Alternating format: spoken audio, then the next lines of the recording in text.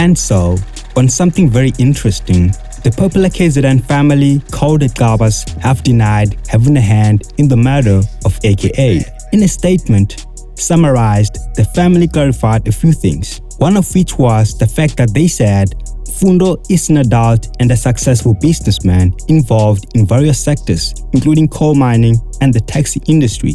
And it is important to note that the financial transactions between him and Mr. Gwabeni were purely for business purposes. These numerous transactions over a long period of time can be verified through bank records and were neither unique nor isolated. They also voiced out their concerns that the authorities have not approached Mfundo to share his side of the story, also stating that it is crucial to understand that Mfundo has assured the family that he has no connections to any illegal activities, nor does he have any motive to engage in such.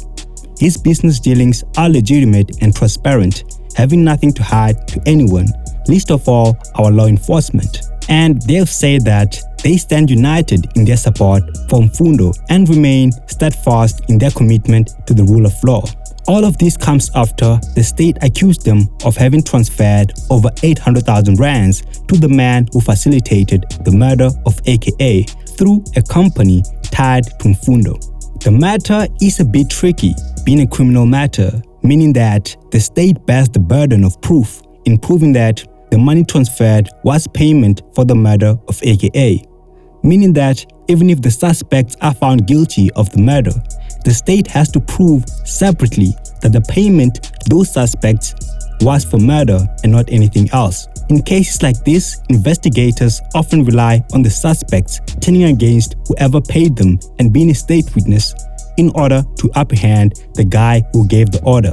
In this case, should the suspects work with the police and the NPA, then the case would be stronger, as there already is paper trail of payments being made. However, many question the motive that the family would have in murdering AKA, with some suggesting that they may have been a proxy for the Tambas, who are another KZN family that people seem to highly suspect of having a hand in the murder of AKA.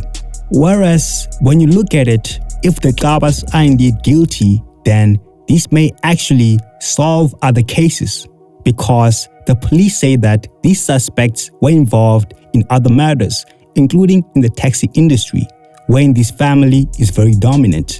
So, in a way, if there is paper trail going back in time linked to guys that are suspected of having a hand in multiple murders, it may mean that this family was using the company to facilitate payments to a guy who has taken out multiple people on their behalf, because their statement actually says that there were multiple payments even before this 800,000 payment that the police are saying is linked to AKA's murder.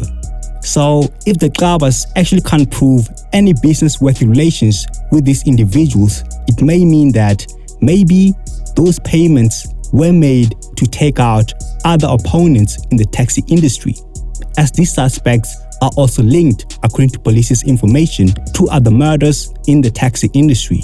But that is if they are indeed guilty of all of these accusations. For more information, we will see as the case goes forward. In the meantime, you guys tell us your thoughts.